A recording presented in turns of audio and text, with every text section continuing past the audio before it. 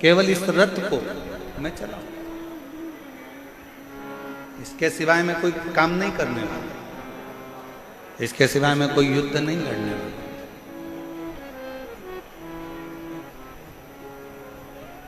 भगवान का काम यही है।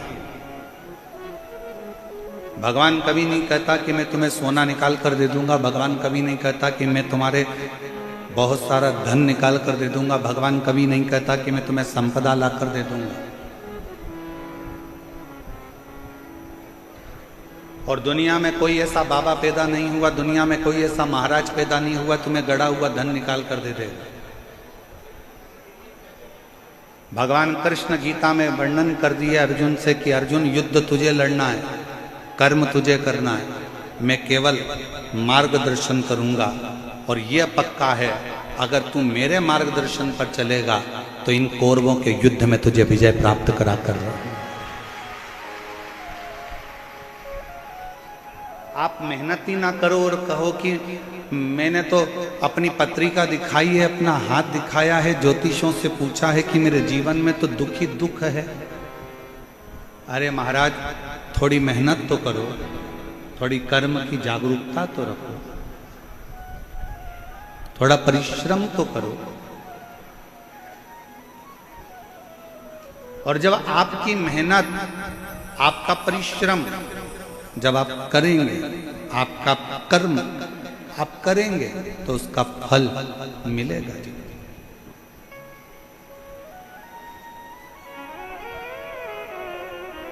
आप मेहनत ही ना करो और सोचो कि मेरी दुकान चलती रहे और दुकान 10 बजे खोल रहे हो, 12 बजे खोल रहे हो, 1 बजे खोल रहे हो, शाम को 5-6 बजे जल्दी जल्दी के चक्कर में विराम दे रहे हो। जितना परिवार से प्रेम करते हो, जितना पत्नी से प्रेम करते हो, जितना बच्चों से प्रेम करते हो, उतना अपने कर्म से भी प्रेम करो, अपनी मेहनत से भी प्रेम करो और अपने परिश्रम से भी।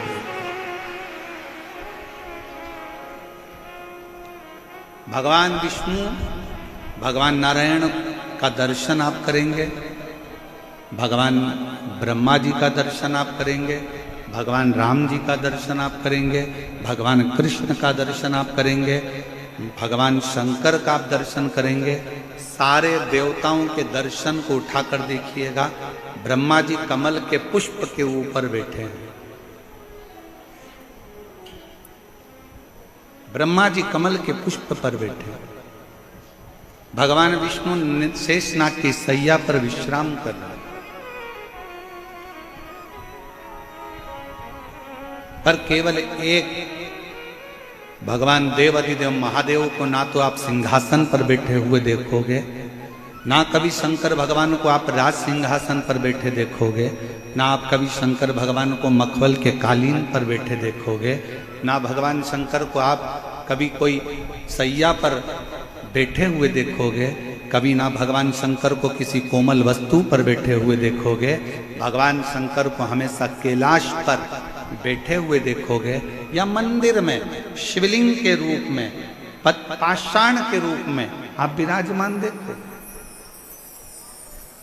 वहां ना कोई सैया है, वहां ना कोई कमल का पुष्प है, ना वहां कोई कोमल वस्तु है।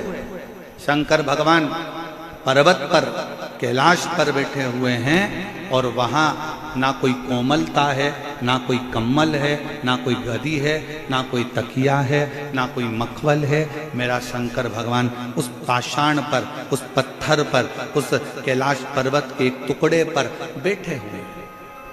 क्यों? भगवान शंकर की कथा कहती है कि भगवान शंकर ये दिखाना चाहते हैं कि कर्म के प्रति जागरूक रहना। ये दुनिया बड़ी कठोर है और इस कठोर दुनिया में आपको केवल आगे बढ़ते जाना है। यहाँ विश्राम का समय नहीं है, यहाँ कर्म की लगनता में आगे।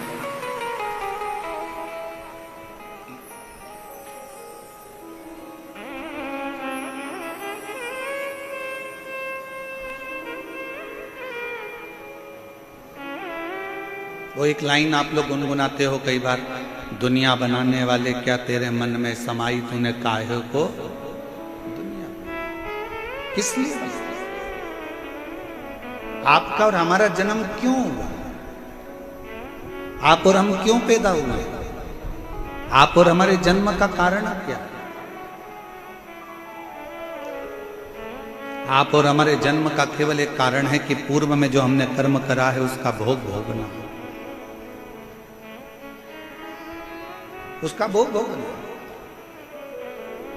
एक महिला ने पत्र लिखा है, उस पत्र में उसने लिखा है कि मेरी शादी हुई, 5 साल मैंने बच्चे के लिए इंतजार करा, फिर डॉक्टरों को दिखाना प्रारंभ करा, ऐसे मिलाकर 10 साल निकल गए। कितने वर्ष निकल गए? जम के बोलो जरा। 10 साल। 10 साल निकलने के बाद फिर आस छोड़ दिल्ली गई दिखाने के लिए, जयपुर गई दिखाने के लिए, बेंगलोर भी में गई, मुंबई भी में गई, टेस्ट बेबी भी करवाया। 15 साल ऐसे निकाल दिए। कितने साल निकल गए? 15। फिर आज छोड़ दी। चलते चलते 20 साल निकल गए। 20 साल निकलते निकलते घर के लोग ताना देते कि तू तो बांझ है, तुझे औलाद नहीं हो सकती, तेरी औलाद नहीं पैदा कर सकती, तू बांझ है।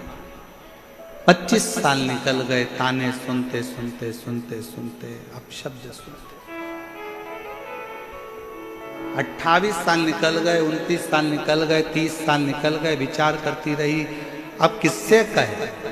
जब 28 साल शादी के निकल गए, तब उसने 28वें वर्ष में टीवी को चलाते चलाते उसने कहीं रिमोट से ढूंढती चलती शिव पुराण की कथा मिल गई और उसने दिल लगाकर सुनी और विचार करा कि अगली कथा कब आएगी। टीवी के सामने उस अगली कथा का इंतजार करती रही और अगली कथा टीवी के सामने अपने पति को साथ बिठाकर सुनती रही। शिव मंदिर जाती रही, शंकर के मंदिर में जाकर झाड़ू पोछा करने लगी कि अब मुझे 28 साल निकल चुके हैं, औलाद नहीं हो रही है और अब आप मुझे संभालो। तब शिव की कृपा ऐसी हुई कि 28 साल के बाद पशुपति व्रत का चौथा व्रत था और उसका गर्भ ठहर गया और 30 साल के बाद 28 से 30 साल के बाद उसके घर औलाद। पत्र देखिए।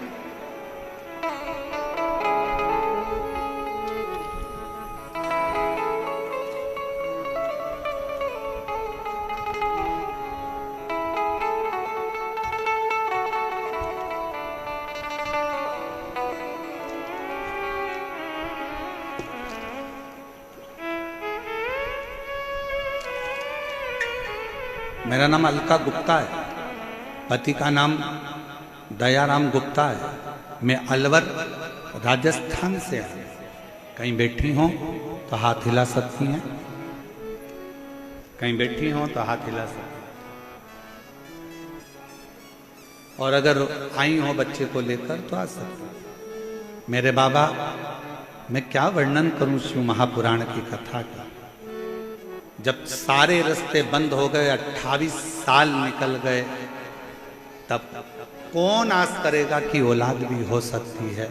पर मेरे बाबा की कृपा से पहली बार मैंने टीवी को बदलते बदलते आपकी कथा को सुन लिया।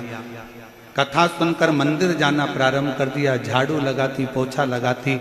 आपने ऑनलाइन पार्थिव शिवलिंग का पूजन कराया, वो करा, पशुपति व्रत करा और पशुपति व्रत का ऐसा प्रभाव बना कि बाबा पशुपतिनाथ ने मुझे जून 2024 में 5वां ही पशुपति व्रत हुआ था और बाबा की कृपा से मुझे पुत्र रत्न की प्राप्ति 28 साल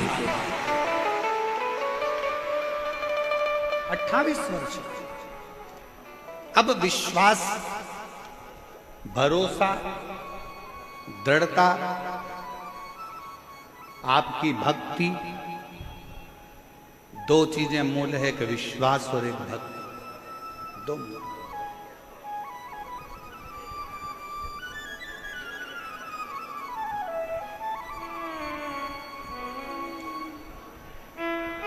हमारे बीच में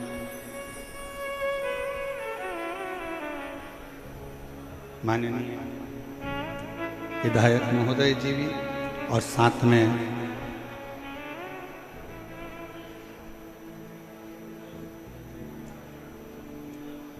विधानसभा अध्यक्ष वासुदेव देवनानी जी और साथ में हमारे विधायक महोदय श्री बालमुकुंद जी भी पधारे। एक बार जोरदार ताली बजाकर स्वागत वंदन।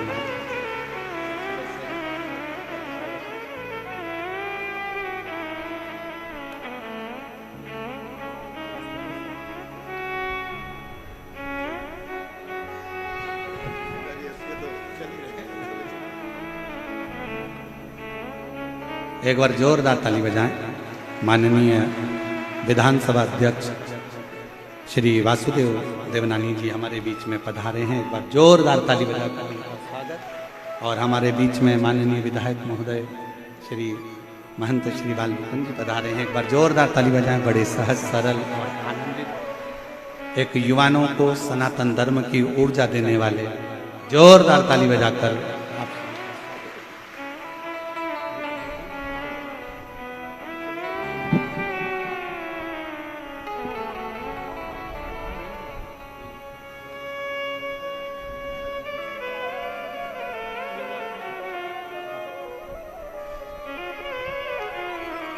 और शंभो शरणे पड़ी मांगो घड़ी घड़ी दुख काटो दया करी दर्शन आपो।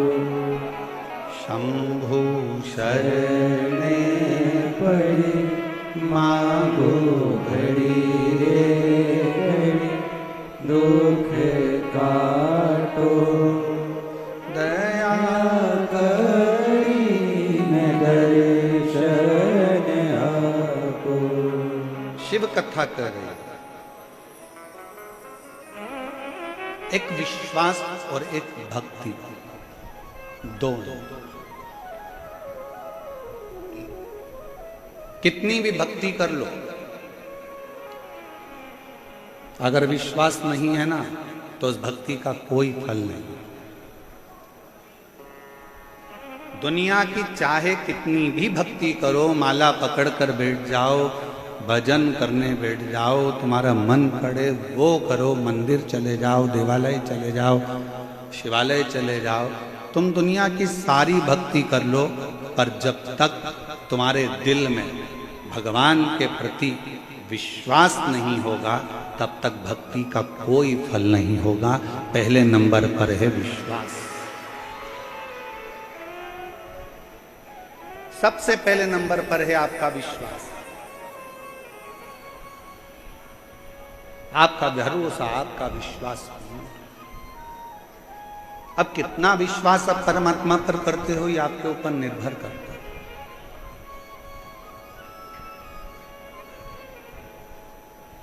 मेरी जीजियां जितनी बैठी हैं जयपुर की और मेरे जीजा जितने बैठे हैं जयपुर के, ईमानदारी से बोलना, एक बच्चे के लिए आप कितने साल इंतजार कर सकते हो? 5 साल, 6 साल, 10 साल, 8 साल, 7 साल, 9 साल, 12 साल, क्या 30 साल तक बच्चे का इंतजार कर सकते हो? बोलो री जीजियों, सही बताना ईमानदारी से।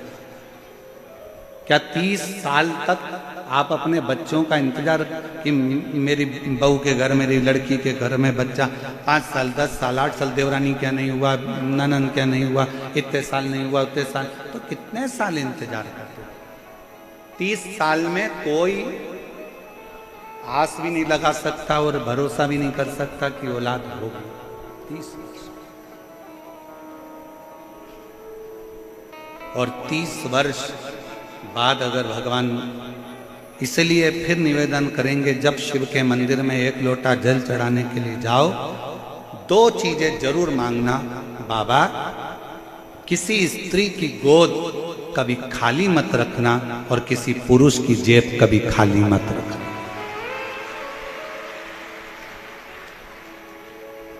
ना स्त्री की गोद खाली हो, ना पुरुष की जेब खाली हो। स्त्री की गोद खाली रहती है तो उसको ताना दे देकर मारा जाता है। घर में लड़की का जन्म हो जाता है तो लोग ताना दे देते हैं। अभी तो पढ़ा लिखा जमाना है तो लोग ताना दे देते हैं कि लड़की हैं, 2 लड़की हैं, 3 लड़की हैं, लड़का नहीं है, ये नहीं है। इतना ताना सुना जाता है, इतना ताना सुना जाता है जिसका वर्णन नहीं। और देखा जाए लड़का भाग्य से होता है और लड़की सौभाग्य से होती है। भाग्य का 100 गुना करो तब बेटी। भाग्य को 100 गुना कर दिया जाए तब बेटी का जन्म होता है। और बेटी का जन्म जब होए ना, सबसे ज्यादा खुशियां मनाना जी, बहुत खुशी। कितनी सुंदर शिव महापुराण की कथा कर रही है, जरा ध्यान करना। भगवान शंकर के घर में गणेश जी महाराज भी थे, भगवान शंकर के घर में षडानंद कार्तिकेय भी थे। पर जब भगवान शंकर अपनी लड़की का जब कन्यादान कर रहे थे, अभी आप लोग 11 मई से 17 मई तक गुमला झारखंड से शिव महापुराण की कथा जो 2 बजे से 5 बजे तक सुनोगे ना, उसमें आप कथा में सुनोगे शंकर भगवान ने अपनी 6 लड़कियों की जब शादी करी, जया, विषहरा, शामरीबारी, दौतली, देव, अशोक सुंदरी, भगवान शंकर ने जब अपनी 6 बेटियों की शादी करी तो कन्यादान में क्या दिया? शंकर भगवान ने जब अपनी बेटियों की शादी करी, कन्यादान। एक साधारण पिता अपनी बेटी के विवाह में क्या दे सकता? मैं निवेदन करूं, जितने श्रोता भाई बहन अगर आस्था चैनल पर इस कथा को सुन रहे हैं, यूट्यूब फेसबुक पर सुन रहे हैं, और आप सब पंडाल में बैठकर जयपुर की इस पावन प्रांगण में अगर सुन रहे हो, तो गुमला झारखंड में जो 11 मई से 17 मई तक कथा होने वाली है 2 बजे से 5 बजे तक, उसमें प्रत्येक बेटी उस कथा को जरूर सुनना, क्योंकि आप भी शंकर भगवान की बेटी हो। जब वो 6 बेटी का विवाह कर सकते हैं तो आप का भी कर सकते हैं। वो 6 बेटी के दामादों को निभा सकते हैं, 6 बेटी के परिवार को निभा सकते हैं, तो आपके परिवार को भी निभा सकते हैं।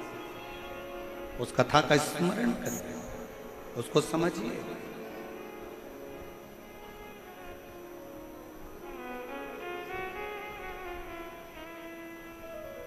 बेटा भाग्य से है और बेटी भाग्य को भी 100 गुना कर लो तो सौभाग्य से। और कितना कितना कहे शिव महापुराण की कथा।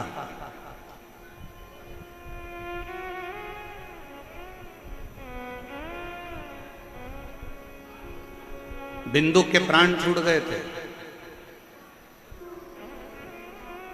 गलत कर्म करते करते मरा था, इसलिए प्रेत की योनि में चले गए। चंचुला देवी को मन में आया कि मेरे पति को मोक्ष नहीं मिला, मोक्ष नहीं। कैसे मालूम पड़ेगा कि आपके जीव को मोक्ष नहीं मिला?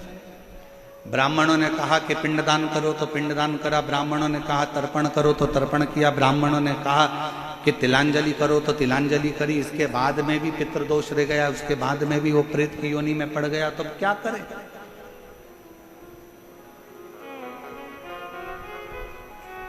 इसलिए सारी समस्या का हल जम के बोलो जरा, 1 लोटा जल। बोल बम का नारा है, श्री शिवाय नमस्ते। इसलिए 1 लोटे जल की महत्वता कही है। पति के लिए तिलांजलि कर दी, पति के लिए तर्पण कर दिया, पति के लिए सारा कार्य कर दिया। तुमने भी अपने पूर्वजों के लिए, अपने पितरों के लिए कितना कितना करा। ऐसा कोई नहीं है जिसने नहीं करा।